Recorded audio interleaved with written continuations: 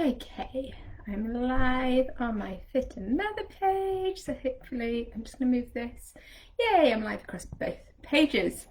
Okay, good stuff. Good morning again, team, and welcome to the fourth in the update. Time is flying by this week.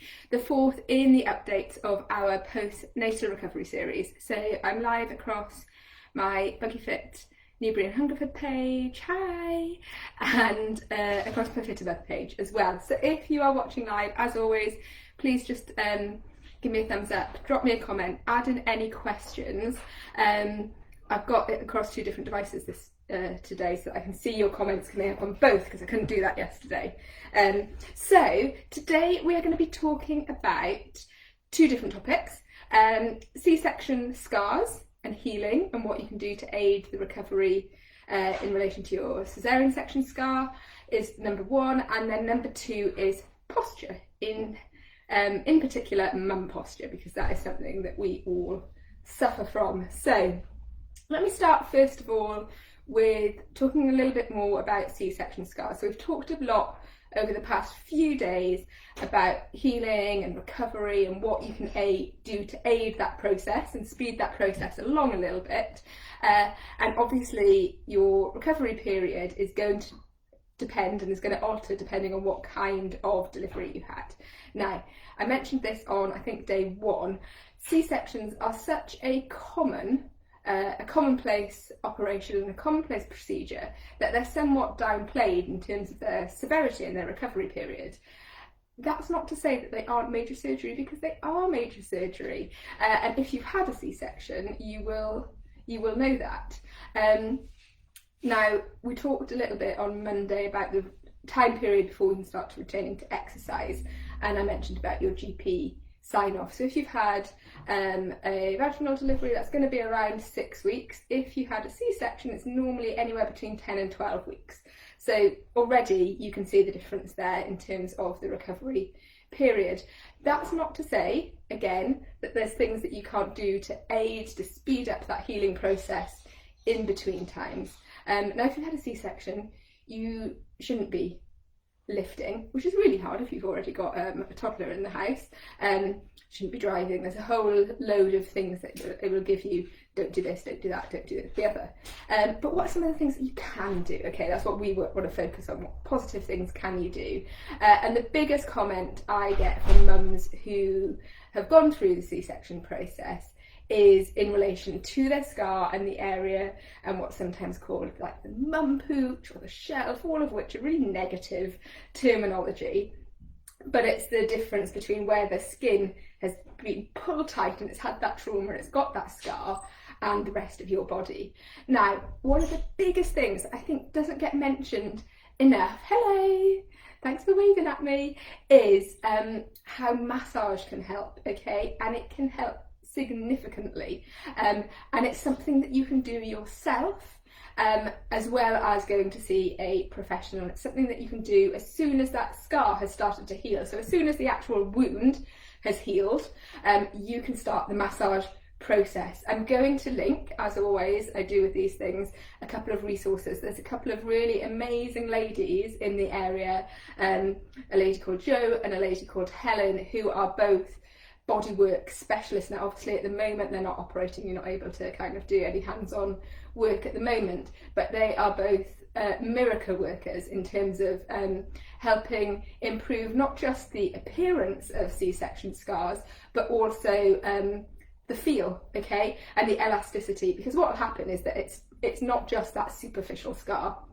There's layers and layers and layers underneath of muscle and tissue and myofascial fibres that have been cut through in different varying degrees, and by starting to break those fibres down by release, you can really start to relieve the scar area itself, and it will make a massive difference in terms of appearance and in terms of how that feels as well. A lot of the comments that I get, and I haven't had C-section myself, is around just that feeling of disconnection, like you can feel numb in that area for a long time afterwards, or just not quite as connected as you would like to. So the massage is amazing, and you can absolutely start doing it yourself. And again, there's lots of little videos and demonstrations available online about how you do that. You don't have to use any specific products or anything like that. It's literally a case of getting those tissues and getting those muscle fibres moving again so that everything can release. So I would hugely recommend that, and I just don't think it gets talked about enough, that it's something that's really simple and that you can do yourself. You've got to be quite firm, okay? So it's not a kind of relaxing candlelit massage type thing. You've got to be firm to get into those deep areas. But as I said, as soon as your C-section scar is healed, it's absolutely something that you can start to do yourself. And I think actually both those ladies offer courses that you can go along to that actually teaches you a bit more about how you can do it yourself, or will just get hands-on and really work it themselves. So I will post their links because it's definitely worth checking out, because again, it's just another thing, just like we talked about pelvic floor yesterday, that you just don't have to put up with. You don't have to take as being part and parcel of this new mum body. If there's things that you can do that's going to make you feel better, that's the number one thing, okay? It's not about looks, it's not about appearances, it's about how you feel. So that's C-section, scars and recovery. And as I mentioned yesterday in the talk about nutrition, anything that's going to help boost your collagen supply, so if you've not watched that one yet, go back and watch that, is again going to really support your healing with that one, okay? Because we want to start being able to build up the elasticity in your skin with that one. Second thing, okay, and this is a big one, is posture. I think I touched on it briefly on Monday as part of kind of the overall returning to exercise and breathing and things that you can start to do in these early days and weeks postnatal before you're starting to think about any program. But mum posture is a thing, and it's a thing that we all suffer from, and it's really difficult not to fall into that trap. Because if you think about it, as a new mum, you are constantly like this, okay? The shoulders are hunched forwards, you're bent over, you're doubled over, because you're either feeding, okay? It doesn't matter whether you're bottle feeding, breastfeeding, we tend to do it on one side more than the other. If we're not feeding, we're lifting in and out of cots and in and out of car seats, maybe a little bit less so at the moment, in and out of buggies, we push our buggies like this. Everything that we do results in us being hunched over in the shoulders, and also, if I can just stand up quickly, we tend to, let me step back a little bit so I'm getting to screen. Oh, I'm not in screen. Here we go. Let me just move this chair out of the way. Okay, we tend to hold onto the baby on one side. So say you're right-handed, that tends to be your carrying arm. So you'll carry your little one like this. As soon as you do this, your hip goes out to the side. We use that as a bit of a leaning, okay? So not only is our pelvis going on a massive tilt, okay, our shoulders are out of alignment, our posture has already taken a battering through months and months of pregnancy, where we've been front-loading all the weight here, so we've been suffering probably with lower back issues.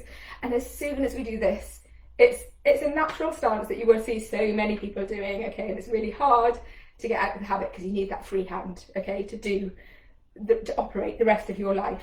What I want you to start thinking about is seeing if you can realign that posture a little bit, so that you go from this and this, which is obviously not a nice posture to be in, to opening up across the chest, shoulders back, and just alternating. That's the biggest tip I can give you. Alternate. Okay, don't always try and carry baby on the same side. It's difficult if you need your other hand. We naturally have a tendency to go one side than the other, but actually alternating sides will make a huge difference, okay? I talked about when you're pushing your buggies, about keeping your handlebars really close to your hips, so that automatically, as soon as you do that, you're forced to stand up straight, shoulders are relaxed, you've got a bit of fire in the glutes, and you're walking like this rather than doing this hunched over position. Now, again, it's all things, I talked about it again yesterday, it all comes down to habit. Once you form these good habits, they're really easy to do and to maintain and to keep up. But if you start getting into the bad habits, they're really tricky to kind of undo. So have a think about, constantly do that little check in your head, posture.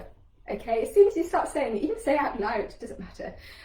Say it out loud, say it to yourself, posture, okay? And as soon as you say it, you automatically sit a little taller, bring those shoulders back, stand up in line. I've got a really nice video on, I can't remember, on one of the pages, I'll share it across both, that talks about some lovely stretches that you can do, okay, because so often people end up really tight through the shoulders or really cramped out through the chest because we're just not opening up.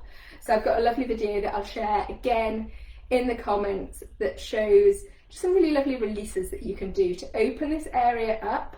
And again, think about when you are feeding, taking the time to get into a proper position. So not just going, oh my God, right, baby's hungry, like sit down, unbalanced, uncomfortable, because you know you're going to be stuck there for a long time, okay? You know you are.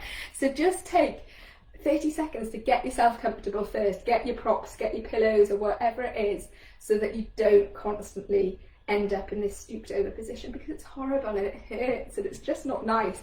And at the moment you can't go and get yourself a massage, okay? So let's undo getting to the stage where you need to go and get a massage by just forming these good habits in the first place, and it will make a massive difference, okay? Not just to how you feel, but how you look. Stand tall, stand proud, but also it's not just across the shoulders, okay? If you're hunched over like this, you're putting a load of pressure on your lower back. If you've got a stomach muscle separation, again, we talked about that yesterday, where the muscles have come apart and you're hunched over and all the pressure's going into your back, your core isn't fired up, your core isn't working, so it's going to do no good for your healing. If anything, it's perhaps going to start to make that slightly worse, because the muscles are just going, oh well, I'm not needed anymore. We don't want that. We don't want that, okay? So we want everything. We want a nice strong core. We want our lower back to feel supported through the core and comfortable, and we want to be able to just not hurt, okay? Just not go through all the unnecessary aches and pains that being a new mum can sometimes bring. So I hope again that was helpful for you guys. So we've kind of covered a lot of bases so far this week. And as I said, I don't want to bombard you with information, okay? It can be a little bit overwhelming going, oh my God, now I've got to think about how I push the buggy and I've got to think about that. I just want it to start becoming a natural part of what you do, rather than another thing to do on your to-do list, okay? Because as soon as you start doing it, you will notice the difference straight away, I promise you. Tomorrow we're going to kind of do a little bit of a recap and a bit more of a holistic view overall about just feeling good in our mum body, accepting everything that comes with it. Hi guys! And putting all those jigsaw pieces that we've talked about together, basically, okay? And moving on from, good morning, moving on from the early days postnatal, building up those strong foundations, and then what you can do in the weeks and the months to come. And the big thing that I want to say, and I'll talk about a lot, is that once you've had a baby, you are always postnatal, okay? It doesn't matter whether your baby is a couple of days old, a couple of months old, a couple of years old, a couple of decades old. Once you've had a baby, you are a mum. We need to get into that mindset of, okay, things are different, but things we can absolutely be strong, be powerful, be confident, and feel good. Feel good, look good, and feel amazing. So thank you guys for joining in. Any questions, as always, drop me a message, comment, send me a private message, whatever it is, and I will see you all tomorrow. I might be slightly later tomorrow because I've got a Pilates session at 9 o'clock, so it might be more about sort of 9:45. I'll let you know anyway, so that you guys, if you're watching live, can join in. Have a lovely day, everybody. See you soon. Bye.